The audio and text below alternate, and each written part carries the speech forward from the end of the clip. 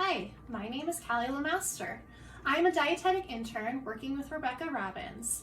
Today I'm going to be doing a cooking demo for one of the recipes that we will be featuring at our Worksite Wellness cooking class on January 5th. The theme of this class is exploring pulses. So today I'm going to be showing you how to make no-bake chocolate chip dough balls. And I'm going to go over the ingredients with you real fast that you'll need to make this recipe at home. So the main ingredient in this recipe is garbanzo beans or chickpeas. And as you can see on the can, it says both, so you can use either or. The next ingredient that we are going to be using is old-fashioned Quaker oats. The next one that we have is unsweetened coconut flakes. Next, we have sweetened dried blueberries. However, please feel free to use any dried fruit that you like. Another ingredient that we have is honey. We also have almond butter. However, if you have nut allergies, sun butter can also be used. We have some dark chocolate chips. And lastly, imitation vanilla. And here's some equipment that you're going to need when you're preparing this recipe. The first thing that you're going to need is a food processor. I have a Magic Bullet and it works pretty well, but you can use any type of food processor for this recipe. You're also going to need some measuring cups, some for wet ingredients and some for dry, measuring spoons, and a big bowl for mixing. I'm going to be using this bowl for mixing, but you can use whatever bowl you have at home. All right, let's get started. So the first step is to blend our chickpeas in our food processor. So what you're going to want to do if you have a big blender is put them all in at once, but if you have a small one like me, you can just go ahead and add a few at a time in here. I would recommend, if you're using a Magic Bullet or something very similar, only filling it up about a third of the way. Also, I would suggest making sure that you reserve some of the liquid from the can or the cooking process and add just a little bit in, maybe about a tablespoon, because as you blend these, they are gonna get a little dry and kind of pasty. Once you have them in there, you're gonna go ahead and put them on your blender, and I would suggest blending for about 1 to 2 minutes until it gets nice and smooth. All right, I'll see you on the other side. Okay, we're all done blending our chickpeas. So what you're going to do is you're gonna take them out and you're gonna place them in a bowl. I would like to say that it's worth noting, if you don't have a blender at home, you can hand smash your chickpeas. It is just going to take a little bit longer. But as you can see, the texture of the chickpeas is kind of like a paste, or as the recipe card calls for, silky smooth. So once you get this all into the bowl, we'll start adding the other ingredients and start rolling them. All right, step 2 of this recipe is now you're going to add all of your dry ingredients. Now, when I was listing the ingredients, I forgot to mention that protein powder can be added to this recipe if you choose, but it is optional.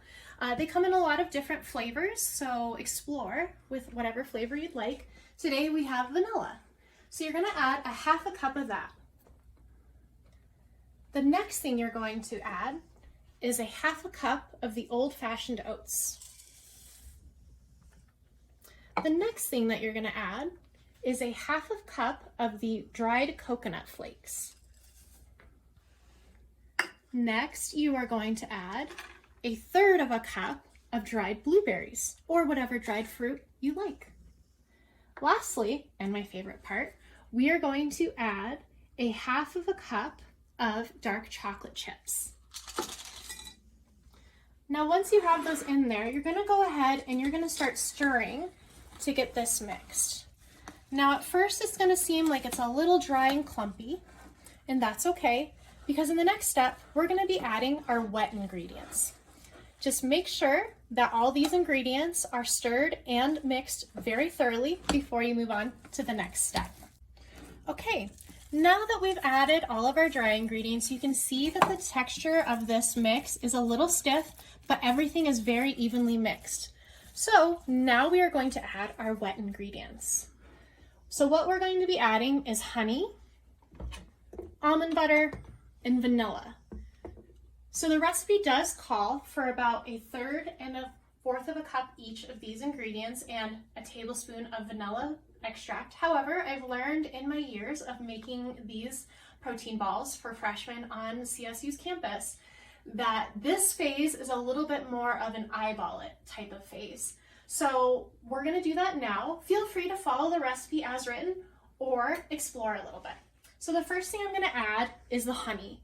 Now the honey did say it calls for 1/4 of a cup. However, I'm probably only gonna be adding maybe a tablespoon or 2 in here.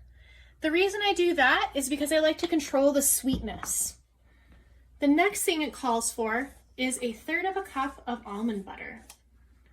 So the first thing that you'll notice about almond butter is that the top layer can be kind of runny.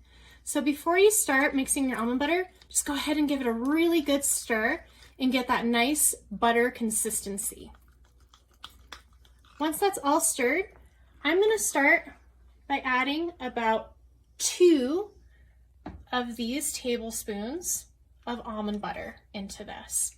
Now, we can add more in after we've tasted it to see what we think of it, or if we want it to be sweeter or taste a little bit more like almonds. The last ingredient that we're going to add is the vanilla extract. It does call for a teaspoon of this. I'm adding 1/2 of a teaspoon right now, just because once again, I don't like my stuff too sweet.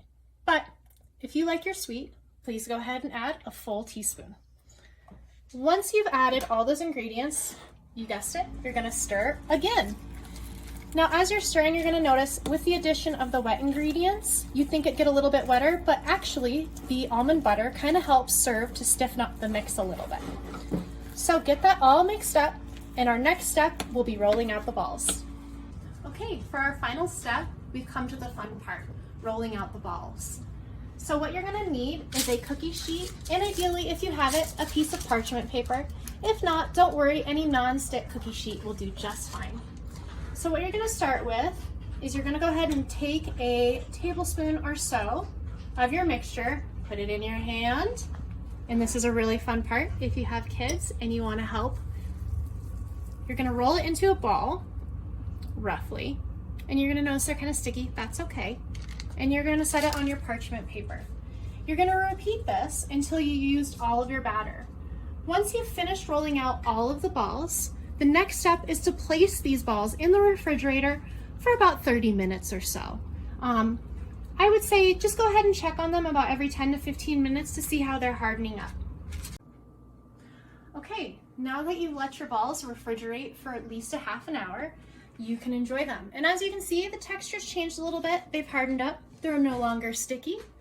I would also like to mention that these will keep in the refrigerator in an airtight container for up to 7 days, but just know that as time goes along, they will get a little bit crunchier. Well, they are finished. Thank you so much for joining me. I hope you guys enjoyed this video.